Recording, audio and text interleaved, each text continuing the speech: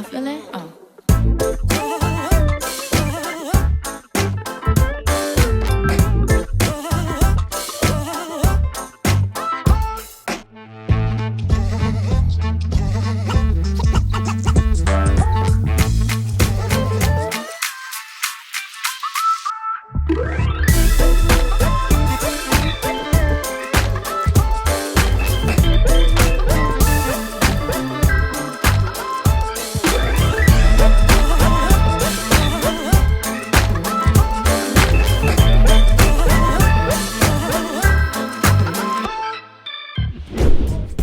Pour vous, que veut dire la citoyenneté? Bah, c'est les personnes dans la rue. Ah, c'est respecter les citoyens, toutes les personnes qui habitent. Respecter les personnes. Alors citoyenneté, c'est respecter les gens, être tout le monde quoi. En fait, essayer de se respecter les uns les autres. Le citoyen n'a pas à dire grand cause, de toute façon. Faut bien se mettre avec tout le monde. On n'a pas le choix. C'est savoir respecter tout le monde, donc savoir accepter des règles, des règles de savoir-vivre en communauté, c'est surtout ça. Pour moi, être citoyen, c'est faire en sorte de vivre dans le respect des autres habitants de la France, par exemple, de respecter ce qu'on nous demande et de faire en sorte que tout se passe pour le mieux avec le bien vivre ensemble, on va dire. C'est, par exemple, moi je suis citoyen du quartier, j'habite dans le quartier.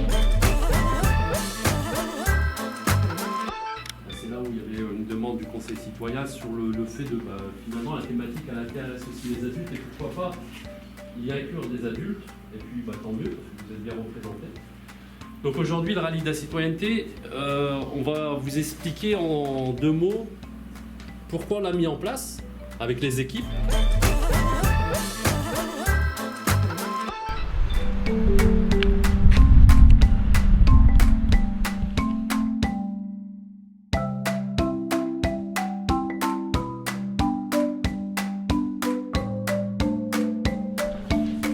Vous êtes d'Achicourt, vous êtes donc de la ville, la 2e ville en termes d'importance de population.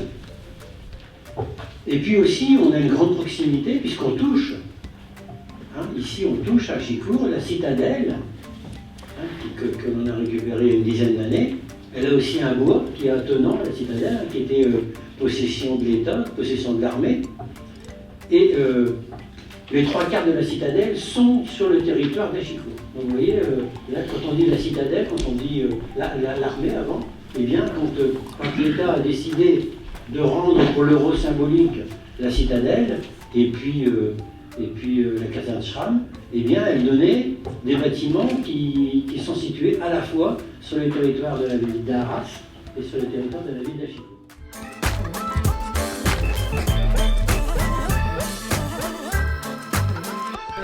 Monsieur, excusez-moi, je vais vous demander de sortir de mon bar. Ça fait le 3e client que je refuse parce qu'il n'est pas masqué. La loi est passée, il faut la respecter. Le port du masque est devenu obligatoire. Très bien. Alors je fais comment pour boire un coup? Toi, tu vas l'enlever ton masque?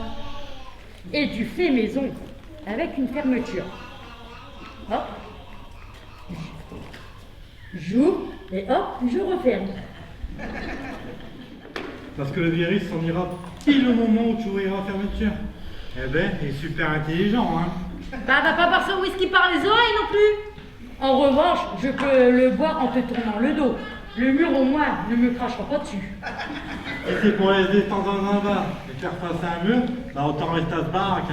Justement, si vous voulez pas mettre votre masque, restez chez vous et n'importunez pas les autres. Mais la prochaine fois, vous avez qu'à faire comme Trump et commander un verre d'eau de Javel. Comme ça, je pourrais picoler tranquille. Très bien, bon.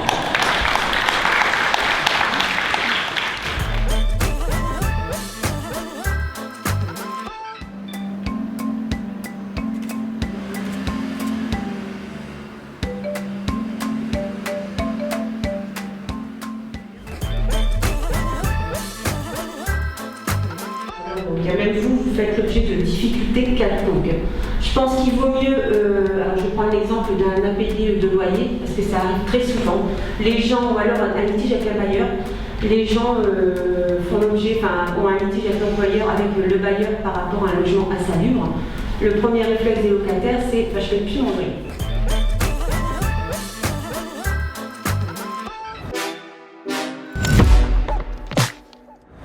La citoyenneté, c'est, comme il a dit, c'est un ensemble de choses qui fait qu'on se retrouve au sein d'un groupe. Pour moi, ça c'est ma définition. Donc là, je prends l'exemple de la France. Du coup, on est tous citoyens français et on doit tous, à travers nos gestes et nos actions, se sentir ensemble, intègres dans les choix de la République, etc.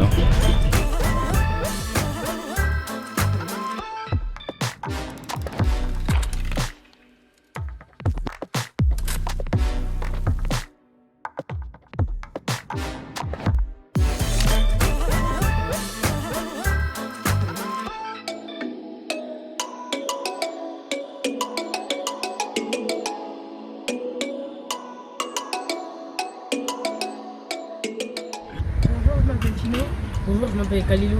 Bonjour, je m'appelle Evan, on part enquêter sur la citoyenneté.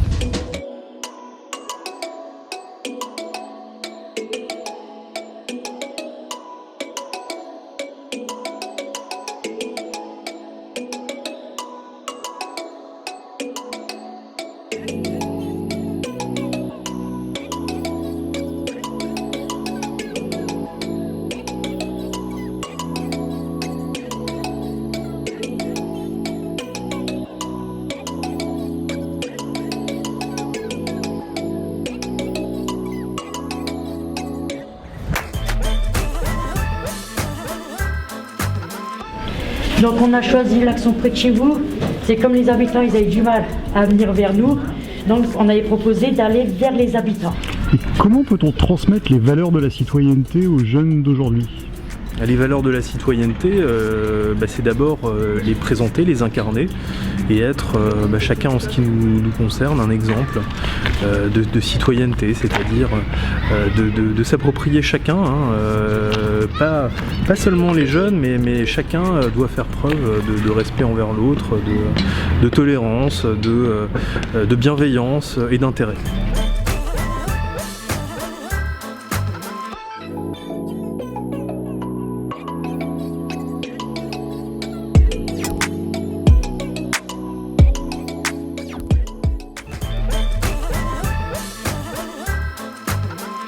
Peut-on être défendu sans avoir d'argent? Ouais. Alors ça c'est le cas effectivement de l'aide juridictionnelle. C'est-à-dire que, alors c'est vrai que les honoraires d'un avocat, comme je disais tout à l'heure, sont libres. Un avocat ne travaille pas gratuitement, il va effectivement faire une facture par rapport à la prestation qu'il va faire. Sauf qu'il y a des gens qui n'ont pas les moyens de payer un avocat. Et donc l'État français a développé ce qu'on appelle l'aide juridictionnelle. C'est une aide de l'État qui prend en charge les honoraires de l'avocat, soit en entier, soit en partie. Alors, la citoyenneté est de participer au respect de ces règles par chacun pour préserver la sécurité, la santé de tout le monde. C'est avoir aussi des attitudes conformes à certaines valeurs, déterminées par un groupe que j'appelle société, qui peut être une commune. En gros, c'est ça pour moi. Pour moi et pour moi, avocat aussi surtout. Femme et avocat. Et on aurait voulu savoir, monsieur le maire, quelle était votre définition de la citoyenneté? Pour moi, la citoyenneté, c'est être un acteur de la cité, c'est-à-dire participer à la vie collective. Être acteur de la cité, ça veut dire qu'on participe à des actions collectives, on participe à un respect de la vie des autres. Il faut un équilibre pour être citoyen entre ce que j'ai envie de faire pour les autres, ce que je peux faire en fonction des droits qui me sont attribués, des ouvertures et puis aussi des restrictions. C'est-à-dire que, voilà, on ne peut pas tout faire dans une vie collective, il y a des limites qu'il faut savoir respecter et il faut surtout les animer avec la volonté de se respecter les uns les autres.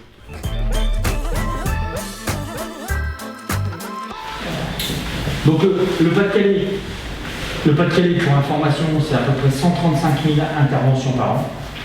D'accord? C'est 369 000 appels par jour. C'est 450 pompiers présents dans le Pas-de-Calais par jour. Combien par jour, excusez-moi? 450 personnes par jour dans tout le département, dans les 47 centres de secours qui sont affiliés au département du Pas-de-Calais. D'accord? C'est en moyenne 1000 appels par jour. 1000 demandes de secours par jour. Intervention par jour. Et on ne fait pas tout. Donc, par contre, on ne fait pas tout, mais on a l'obligation de mise en relation.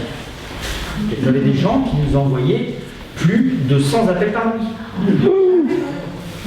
Mais quand vous faites déplacer 9 bonhommes sur une intervention qui n'existe pas, et que pendant ce même laps de temps-là, vous avez une bonne famille qui est en train de perdre quelqu'un parce qu'il est en arrêt cardiaque, et vous vous dites, on va peut-être pas pouvoir y aller, pour un client comme ça qui nous appelle pour rien, j'ai envie de vous dire, c'était frustrant de ne pas pouvoir les attraper. Aujourd'hui, l'avantage, c'est que quand vous appelez avec votre téléphone, on sait vous localiser. Avec votre numéro, on fait des requêtes pour savoir où est-ce que vous habitez. Et directement, aujourd'hui, c'est clair, ça, les jeunes, parlez-en aux jeunes,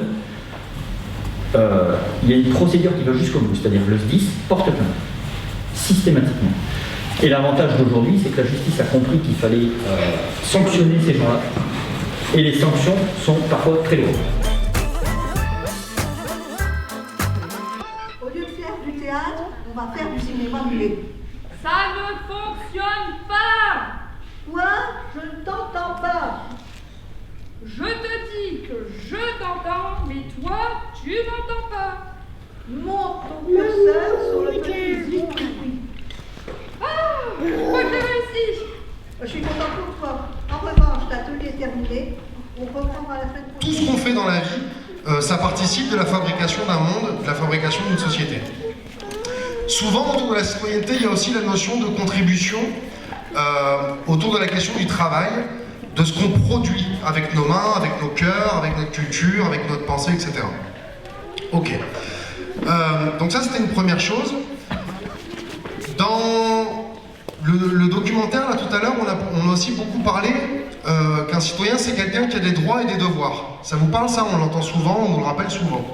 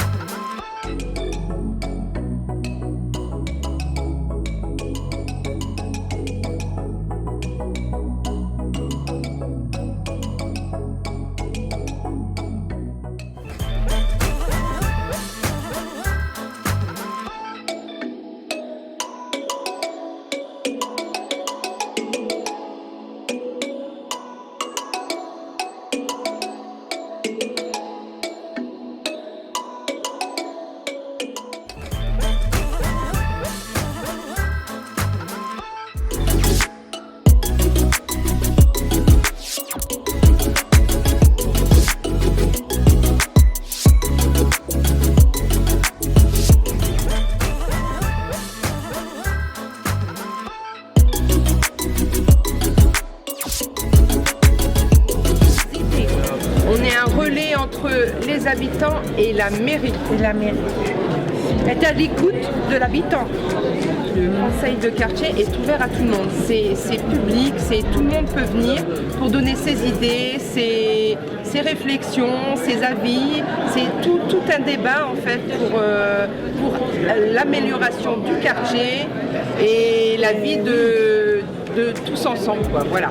Et ben venez tous à nos réunions pour avoir beaucoup d'idées, parce qu'en plus dans notre quartier il va y avoir la rénovation du collège et toute la place de Rouen, la place de Rouen et tout ça, enfin tout le quartier là va être rénové. Donc voilà, on attend vos idées et vos réflexions. Voilà, on est ouvert à toute proposition pour communiquer à la mairie. Je trouve qu'il y a trop d'administration dans notre pays. Et l'administration, elle n'est pas assez proche du citoyen. Quelle aide pourriez-vous apporter au centre socio-culturel en votre qualité de député? Ah, ça, bon, à part l'aide effectivement de légiférer, de voter le budget à l'Assemblée nationale pour augmenter, effectivement les subventions pour les centres. Dans le passé, on avait, nous les parlementaires, ce qu'on a appelé la réserve parlementaire. Et quand il y avait une commune ou une association ou un centre, comme vous dites, parce que vous êtes géré comme association, vous avez un conseil d'administration, on avait eu la possibilité de donner des 100 et des 1000. Hein. Je me rappelle que les dernières réserves, on avait 150 000, quoi. Mais on faisait plaisir aux petites communes, on faisait plaisir à la petite association de quartier, etc. Je crois que préserver, respecter la République, respecter les lois qui sont votées, c'est aussi être citoyen, sans oublier d'aller voter. Voilà. En décembre 2006, naissance officielle de l'association du centre socio-culturel d'Achicourt, AXAP, dont le rôle sera de développer le projet de centre social et culturel auprès des habitants. Durant le premier semestre 2007, la municipalité portera les actions qu'elle avait initiées et dès le second semestre, ces activités seront transférées à l'association et progressivement, de nouvelles compétences seront confiées au centre, la prise en charge des centres de loisirs, l'accompagnement éducatif dans les écoles et le collège, les colonies de vacances et en 2014, nous avons également géré les temps d'activité scolaire, les TAP. Donc, je disais, appuyé par des professionnels afin de définir et de mettre en œuvre un projet de développement social pour l'ensemble de la population d'un territoire avec 3 valeurs de référence, la tolérance, on en a grand besoin actuellement, la solidarité également et le respect. Je pense que c'est 3 valeurs qui manquent un peu à l'heure actuelle. sociaux existent en France depuis un certain nombre d'années, les centres sociaux centenaires. Donc il y a aussi beaucoup de centres sociaux gérés directement par les cadres, les allocations familiales, parce que eux, c'est vrai qu'ils ont un aspect, à l'époque, aujourd'hui, se sont développés sur d'autres champs d'activité, notamment le champ de la jeunesse, l'enfance, la petite enfance, mais au départ, c'était plus une politique familiale. C'est une association qui le porte. Donc on parlera après des associations, le fonctionnement, comment ça marche, etc. Vous avez une association qui peut gérer un club de foot, une association qui gère le club d'handball, une association qui gère le comité de locataires. Une association, c'est juste un support juridique qui va permettre à des personnes d'être protégées, puis d'ouvrir un compte en banque, faire des activités, de prendre une assurance, et puis d'être à 3, 4, 5 personnes, voire plus, par exemple pour le centre social, puis de dire bah, nous on va organiser, puis on invite d'autres gens à y participer. C'est un groupe d'habitants qui décide par exemple de monter une association, je sais pas, là, ça peut être pour du chant, pour de la musique.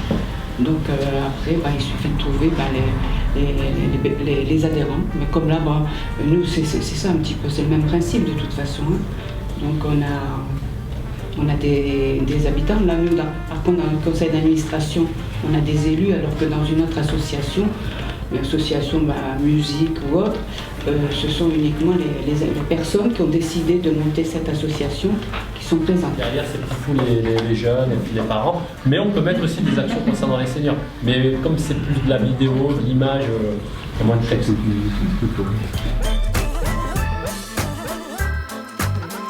quoi. Ouais, comment vous êtes choisi les visiteurs de prison tout le monde peut le faire ou il faut, à part si on a un casier judiciaire, mais sinon tout le monde peut le faire?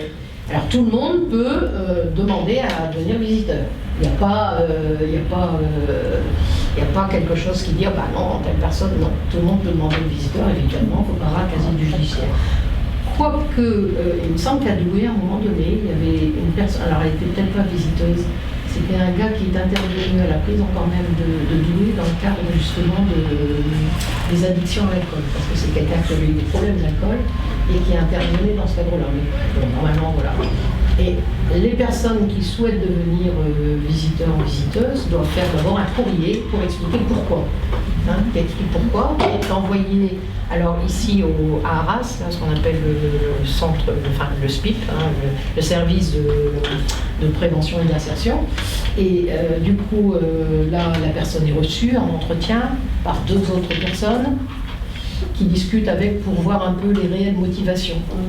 Et après, donc, elle donne un avis, favorable ou pas. Bon, 2 autres visiteurs de prison? Non.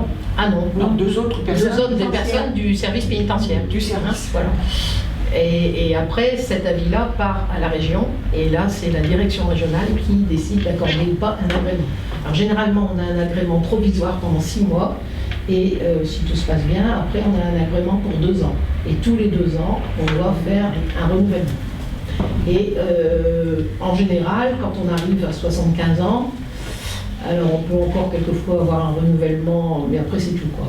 À partir de 75 ans, alors il y a certaines régions où ils acceptent des visiteurs jusqu'à presque 80 ans, et d'autres régions pas du tout. Disons qu'à 75 ans, là, ils commencent à regarder de près.